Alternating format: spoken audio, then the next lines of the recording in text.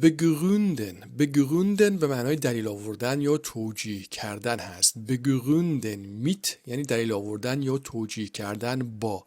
شما یک چیز رو با یا به وسیله چیز دیگری توجیه میکنید.